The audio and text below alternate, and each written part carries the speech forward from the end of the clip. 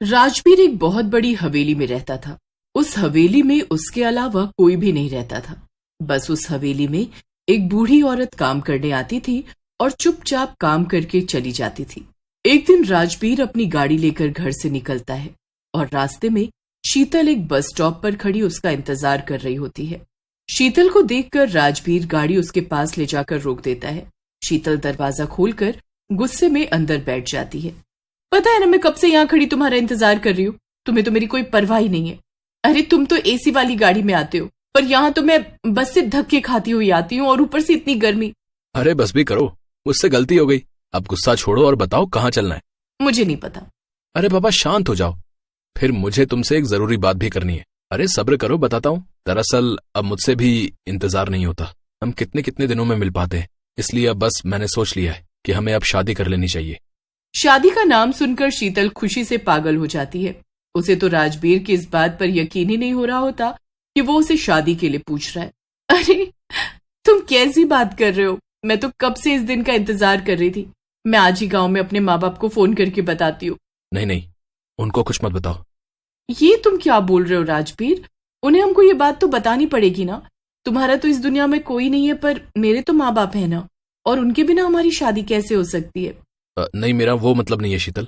देखो, मैं बस चाहता हूँ कि अभी हम बस एक नॉर्मल सी शादी करके साथ में रहते हैं, और जब दोनों को ठीक लगेगा तो हम खुद उनको जाकर बताएंगे, और फिर एक बार गांव में भी धूमधाम से शादी कर लेंगे।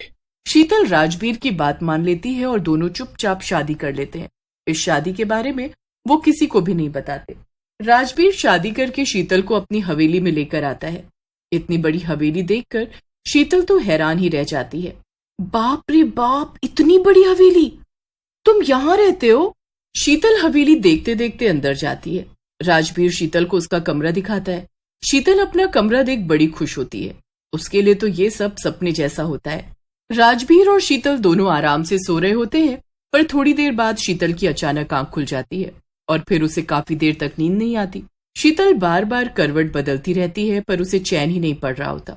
मुझे तो नई जगह पर जल्दी से नींद ही नहीं आती। राजवीर भी अभी तो सो रहा है, क्या करूं अब मैं? एक काम करती हूँ, जब तक सोकर उठेगा तब तक मैं हवेली देखकर आ जाती हूँ। शीतल उठकर हवेली देखने चल देती है। शीतल सब कुछ देखकर बड़ी खुश हो रही होती है। चलते चलते शीतल को सामने एक बड़ा सा दरवाजा दिखता है। शीतल को वो दरवाजा बड़ा ही अलग सा लगता है। वो उस दरवाजे के पास जाती है और जैसे ही उसे खोलती है, उसमें से एक हाथ बाहर आता है और शीतल का हाथ पकड़ लेता है। शीतल बहुत डर जाती है। डर की वजह से उसके गले से आवाज ही नहीं निकल पा रही होती। वो बार बार चिल्लाने की कोशिश करती है, बार बार पीछे मुड़कर देखती है और अपना हाथ छुड़ाने की कोशिश करती है, पर वो हाथ शीतल को छोड़ ही नहीं रहा होता। अरे शीतल, तुम यहाँ क्या कर रही हो? मैं तुमको पूरे घर में ढूंढ आया। शीतल राजवीर को वो हाथ दिखाने की कोशिश करती है, पर अब ना तो वो हाथ होता है और ना ही वहां कोई दरवाजा। शीतल को अपनी आंखों पर यकीन ही नहीं हो रहा होता। वो बड़ी परेशान सी हो जाती है और बार बार राजवीर को बोलने लगती है, राजवीर, यहाँ भी एक अजीब सा दरवाजा था और जब मैंने उसे खोला तो उसमें से एक हाथ निकल कर आया और उसने मेरा हाथ पकड़ लिया। शीतल राजवीर को बहुत समझाने की कोशिश करती है, पर राजवीर उसकी एक नहीं मानता। उसके बाद घर में एक औरत काम करने आती है। शीतल को वो औरत भी कम अजीब नहीं लगती। वो उसके पास जाकर बात करने की कोशिश करती है। अरे आप यहाँ काम करती हो क्या? यहीं पास में ही रहती होंगी ना? आपका नाम क्या है वैसे? वो औरत शीतल के सवालों का कोई जवाब नहीं देती। अरे मैं आपसे बात कर रही हूँ, आपको सुनाई नहीं देता क्या? आप कुछ बोल क्यों नहीं रही? वो तो एक बार भी शीतल की तरफ नहीं देखती। शीतल को वो औरत बड़ी अजीब लगती है। वो जल्दी से राजवीर के पास जाकर उसे बताती है। अरे उसे ना तो सुनाई देता है और ना ही वो बोल पाती है और ना ही उसे दिखाई देता है। क्या? फिर वो ये सब काम इतने अच्छे से कैसे कर लेती है? राजवीर घर से बाहर चला जाता है और शीतल पूरे घर में अकेली होती है। पूरा दिन वो बस यहाँ से वहां घूमकर अपना वक्त गुजार रही होती है। शीतल जब बालकनी में खड़ी होकर बाहर की ठंडी ठंडी हवा ले रही होती है, तो उसे नीचे उसकी नौकरानी दिखती है, जो पेड़ के साइड में खड़ी होकर किसी से बातें कर रही होती है। शीतल जल्दी से नीचे भागती है और बगीचे में जाकर देखती है तो वो औरत बगीचे की सफाई कर रही होती है। अभी तुम किसी से बातें कर रही थी ना? मैंने अभी देखा था तुमको। वो औरत बस बगीचा साफ करती रहती है। शीतल को उससे बहुत चिढ़ होने लगती है। वो गुस्से में आकर उस औरत को पकड़कर हिला देती है। क्या कर रही थी तुम यहाँ? किससे बात कर रही थी? मैं कैसे समझाऊं इसे? ये सुन भी नहीं सकती और ना मेरे इशारे देख सकती। क्या मुसीबत है। वो औरत अभी भी सफर और शीतल वहां से गुस्से में चली जाती है। देखते ही देखते शाम हो जाती है और अंधेरा होने लगता है। शीतल अब पूरे घर में अकेली होती है। वो आराम से घर में घूम रही होती है कि उसे फिर से वो दरवाजा दिखता है। शीतल इस बार और भी ज्यादा डर जाती है। उसकी सांसें ऊपर नीचे हो रही होती है। थोड़ी देर पहले तो यहाँ कुछ भी नहीं था, आखिर ये दरवाजा मुझे बार बार क्यों दिख रहा है? क्या है इसके पीछे? मैं जाकर देखूं या नहीं? शीतल के मन में बड़ी दुविधा होती है, पर वो हिम्मत करके उस दरवाजे के पास जाती है। दरवाजा अपने आप खुल जाता है। शीतल घबराई हुई उस दरवाजे के अंदर एक कदम रखती है। अंदर एकदम अंधेरा होता है और तभी दरवाजा पीछे से बंद हो जाता है। खोलो, कोई खोलो इसे, कोई है? कोई सुन पा रहा है मुझे? प्लीज खोलो इसे, कोई तो खोलो। शीतल जोर जोर से चिल्ला रही होती है कि तभी पीछे से वही हाथ उसके कंधे पर होता है। शीतल डर कर एकदम पीछे मुड़ती है तो उसके सामने अंधेरे में एक चुड़ैल का चेहरा साफ चमक रहा होता है।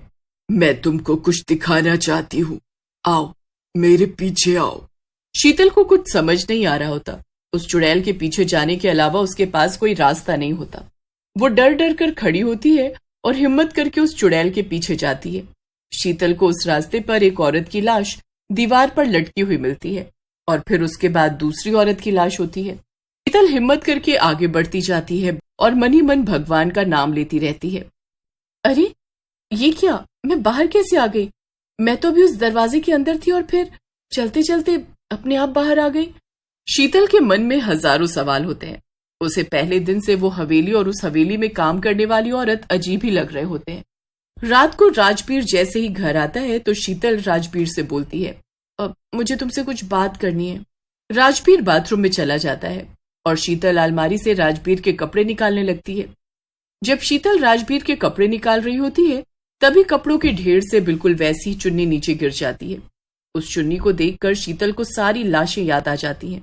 वो उस चुन्नी को हाथ में लेकर बस देखती रहती है कि तभी पीछे से राजबीर उसे आवाज देता है। शीतल घबरा जाती है और उस चुन्नी को वापस अलमारी के अंदर रख देती है। राजबीर खाना खाकर सो जाता है। शीतल रात को बालकनी पर खड़ी आसमान की तरफ देख रही होती है कि तभी उसे याद आता है कि कल तो अमावस है। कुछ तो गड़बड़ है और मुझे इन सब के बारे में बस वो चुड़ैल ही बता सकती है। शीतल हिम्मत करके उस दरवाजे के पास जाती है और उसे खोलकर अंदर जाती है। अंदर जाकर वो उस चुड़ैल को आवाज देती है। अचानक से चुड़ैल उसके सामने आ जाती है। इन सब लड़कियों से पहले उस राजबीर ने शादी की और फिर अमावस की रात इनका गला घोटकर मार डाला। कल अमावस की रात है और तुम्हारे पास ज्यादा समय नहीं बचा है। तुम राजबीर की आखिरी बलि होगी जिसके बाद वो अपनी कोई भी इच्छा पूरी कर सकता है। तुम कौन हो और तुम मेरी मदद क्यों करना चाहती हो? पहचाना नहीं तुमने मुझे शीतल? मैं पायल। चुड़ैल वहां से गायब हो जाती है। शीतल को अब सब समझ आ जाता है। तभी राजबीर ने मुझे अपने घर वालों को कुछ नहीं बताने दिया। मुझे जल्दी से यहाँ से निकलना होगा वरना ये मुझे भी मार देगा। शीतल उस दरवाजे से बाहर आ जाती है। मैं यहाँ से बाहर नहीं जा सकती और अगर चली भी गई तो राजबीर मेरी जगह किसी और की बलि देगा। शीतल चुपचाप जाकर अपने कमरे में लेट जाती है। आधी रात को राजबीर बिस्तर से उठकर बाहर जाता है। शीतल को पता चल जाता है और वो उसका पीछा करते हुए रसोई के बाहर जाकर खड़ी हो जाती है। रसोई में राजबीर और वो औरत बातें कर रहे होते हैं। मैं कल बलि और शैतान के भोग के लिए सब तैयार कर दूंगी बेटा। बस कल इसकी बलि चढ़ जाए तो हम सबसे ताकतवर बन जाएंगे। अगले दिन अमावस होती है। शीतल बहुत डरी हुई होती है। शीतल को कोई रास्ता नहीं दिखता और फिर उसे पायल याद आती है। पायल जो उसकी और राजबीर की बहुत अच्छी दोस्त होती है, पर राजबीर ने उसकी भी बलि चढ़ा दी होती है। शीतल जल्दी से उस भूतिया दरवाजे के अंदर जाती है। मुझे आज तुम सबकी जरूरत है। उसके लिए तुमको हमें इस भूतिया दरवाजे से बाहर निकालना होगा। पर कैसे? इन सबके गले में बंधी इन चुन्नियों को खोलकर। शीतल जल्दी जल्दी सबके गले में बंधी चुन्नी खोलने लगती है और तभी उसे राजबीर की आवाज आ जाती है। एक एक करके वो सबकी चुन्नी खोल देती है और तभी राजबीर उस दरवाजे के अंदर आ जाता है। राजबीर जैसे ही चुन्नी से शीतल का गला दबाने की कोशिश करता है, सारी चुड़ैलें जिंदा हो जाती हैं और राजबीर और उसकी मां को पकड़ लेती है। पर वो चुड़ैलें उन दोनों को जान से मार देती हैं और उसी भूतिया दरवाजे के पीछे उनकी लाश को लटका देती है। शीतल उस हवेली से आजाद हो जाती है। उसके बाद वो अपने माँ बाप के पास गांव चली जाती है और उनके साथ एक सुख शांति का जीवन बिताने लगती है।